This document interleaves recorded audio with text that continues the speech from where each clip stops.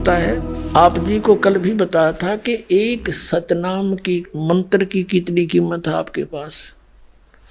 एक श्वास उस श्वास से आपने सतनाम का जाप कर लिया जो 2 अक्षर का है, और उस 2 अक्षर के जाप से आपकी कितनी कमाई बन गई। परमात्मा ने सच्चिदानंद घनब्रह्म की वाणी में श्री आदरणीय गरीबदास साहिब जी के माध्यम से उसके अंतःकरण में फीड करके बाहर निकलवा रखी है।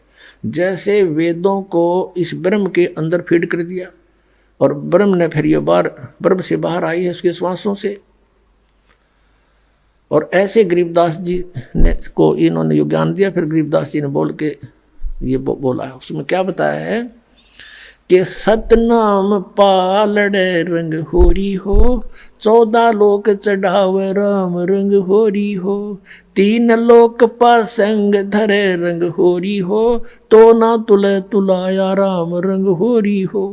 एक सांस के सिमरन का एक विधिवत यानी पूरे संत से प्राप्त करके मर्यादा में रहते हुए श्रद्धा से कसक के साथ एक श्वास की कीमत कहते हैं 14 लोग एक पालड़े में, एक तराजू के एक साइड में बैलेंस होती है, जो आजकल इलेक्ट्रॉनिक चाल पड़ी है। तो फिर भी उसमें लकड़ के डंडी होती थी, 2 पलड़े नीचे लटकते होते थे, और उसमें अगर कोई एरर होती थी तो जो सौदा तोलने के लिए आया है व्यापारी, जैसे चने तोलने हैं, तो चनों की एक मुट्ठी भर के दूसरे पलड़े में डाल दी जाती थी ताकि वो बैलेंस एररलेस हो जाए, डिफेक्ट ना रहे इसमें।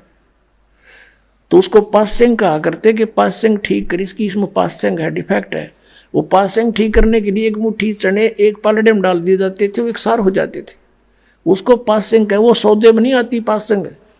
और ये पृथ्वी लोक, स्वर्ग लोक, इंद्र वाला लोक जिसको स्वर्ग, और एक पाताल लोक, ये 3 लोक। ये तो न्यू सोचो पासिंग में है, ये सौदे में नहीं आते। और हम एक सरपंच बनकर राजी हो गए, हम एक MLA MP बन जा, फूले नहीं समावे, तो हमारी बालक बुद्धि है यार।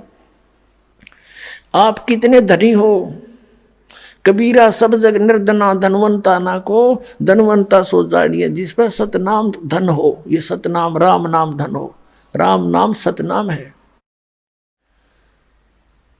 अब और 14 लोग चढ़ावे, 3 लोग पासेंग धरे रंग होरी हो, और तो ना तुले तुलाया राम रंग होरी हो।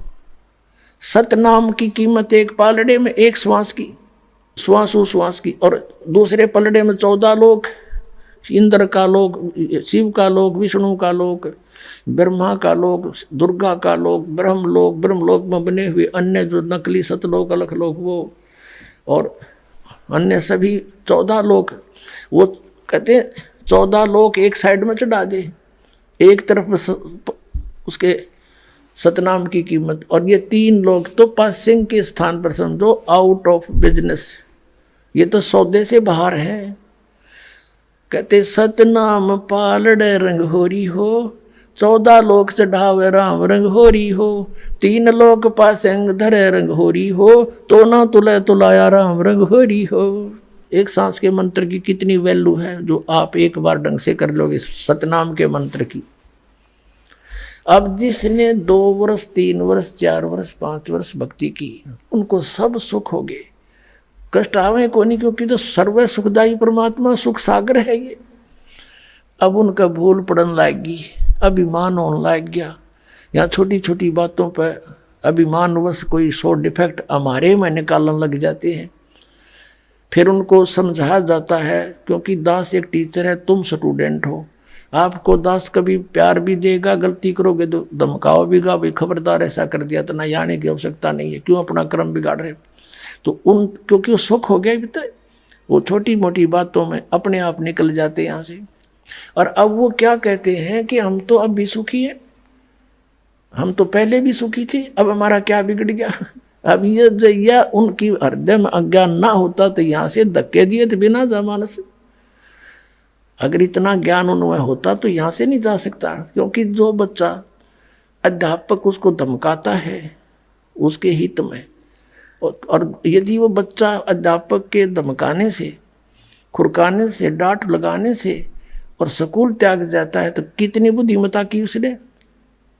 अब यहाँ आप स्टूडेंट हो, विद्यार्थी हो, तो अध्यापक का कर्तव्य है इनको खुरका दमका के इनके भविष्य को देखते हुए इनको सुचारू करूं।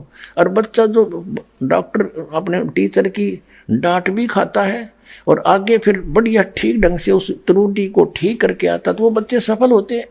और जो छोड़ के भाग जाता है तो उसको अपना जीवन नाश करते हैं। अब उनको फिर पता चलेगा, वो कह रहे ना अब हमने कोई तकलीफ नहीं, हम सब ठाठ हैं यूं के यूं। अब वो 2-4 वर्ष की जो भक्ति उन्होंने सुचारू की थी, अब वो उसके गुड अकाउंट में है, अब वो नरे पाप कर रहा है। तो जब तक उसकी वह पूंजी रहेगी पुनः की भक्ति की, तब तक तो वो से आग लगाओ, शराब पियो, बकवाद करो, भगवान ने भी याद ना करो, तो वो तो पूरी देगा काल उनको, काल के उसमें चले गए विधान में। और जब वो बैटरी डाउन होएगी इनकी, वो समाप्त हो जाएगी कुछ दिनों में, फिर रोएंगे। आज दास देख रहा है 6-6 वर्ष जो यहाँ से त्याग कर चले गए थे, अब 6 वर्ष के बाद किसी के जीभ में कैंसर, किसी के गले में कैंसर, अब आवे रोते हुए। अपने पहले पता था इसकी कोई करड़ाई उठा कर ले गई यहाँ से, भगवान को छोड़कर। कहते हैं द्वार धनी के पड़ा रहे, धक्के धनी के खावे, और 100 काल जग जोली पर द्वार छोड़ नहीं जावे। अब जैसे विद्यार्थी को टीचर उसी को खुरकाता धमकाता है, उसके भविष्य को देखते हुए, जो स्कूल विद्यालय में प्रवेश है उसके अंतर्गत आता है, वही बच्चा जो पहले गलती करता था, स्कूल त्याग गया और फिर बाहर बकवाद करता फिरता है, गधे पर बैठ कर घूम रहा है बकवादों में, और टीचर पास से जा रहा है, वो नहीं टोकेगा उसको, चाहे बाहर में जाए तू। तो अब टीचर से उसका लिंक नहीं रहा, तो बाहर गए हुए व्यक्ति ये सोचते हैं कि हम ठाठ से हैं, सारे गधे पर बैठे अंडे हैं, अब ना कोई हमें कुछ कहता, ना कोई तकलीफ होती। तो अब परमात्मा उनको नहीं कहेगा, क्योंकि परमात्मा के ऑपरेशन थिएटर मारने के बाद डॉक्टर का काम है। अब कोई कहता मैं तो नहीं कराता ऑपरेशन, चला जा, डॉक्टर को पता है कि 6 महीने मर लेगा, 6 महीने से ज़्यादा नहीं जिएगा, और वही होता है। तो पुण्यात्माओं, ये वो स्थान है, यहाँ पर आपने केवल एक उद्देश्य लेकर आना है कि हमारा कल्याण हो। तो अब जो प्रसंग चल रहा था कि आप जी यहाँ जो आते हो, ये सोचकर आओ कि हमने मोक्ष कराना है, और मोक्ष के साथ साथ अब ये जो आपको अन्य जो सुख हैं वो तो फ्री में दिए जाएंगे, फ्री में, रूंगे में।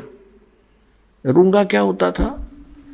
जैसे हम छोटे छोटे थे, जब गांव में हमारी दादी, वहाँ जैसे कोई सब्जी बेचने वाला आ गया, कोई प्याज बेचने आ गया, कोई आलू बेचने वाला आ गया, और कोई फल ले रहा है, तो आवाज़ लगाता है ले लो आलू ले लो।